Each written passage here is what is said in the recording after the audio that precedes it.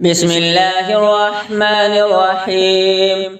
يسبح لله ما في السماوات وما في الأرض الملك القدوس العزيز الحكيم.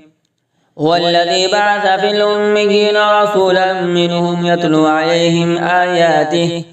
يتلو عليهم آياته ويزكيهم ويعلمهم الكتاب والحكمة وإن كانوا من قبل لفي ضلال مبين، وآخرين منهم لما يلحقوا بهم وهو العزيز الحكيم. ذلك فضل الله يؤتيه من يشاء والله ذو الفضل العظيم. مثل الذين حملوا التوراة ثم لم يحملوها كمثل الحمار يحمل أسفارا، بئس مثل القوم الذين كذبوا بآيات الله والله لا يهدي القوم الظالمين. قل يا أيها الذين هادوا إن زعمتم أنكم أولياء لله من دون الناس فتمنوا الموت إن كنتم صادقين، ولا يتمنونه أبدا بما قدمت أيديهم والله عليم بالظالمين.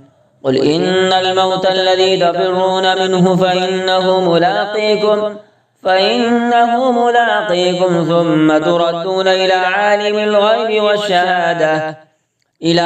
الغيب والشهادة فينبئكم بما كنتم تعملون. يا أيها الذين آمنوا إذا نودي للصلاة من يوم الجمعة فاسعوا إلى ذكر الله وذروا البيع، ذلكم خير لكم إن كنتم تعلمون. فإذا قضيت الصلاة فانتشروا في الأرض وابتغوا من فضل الله واذكروا الله كثيرا لعلكم تفلحون. وإذا رأوا تجارة أو لهوا انفضوا إليها وتركوك قائما.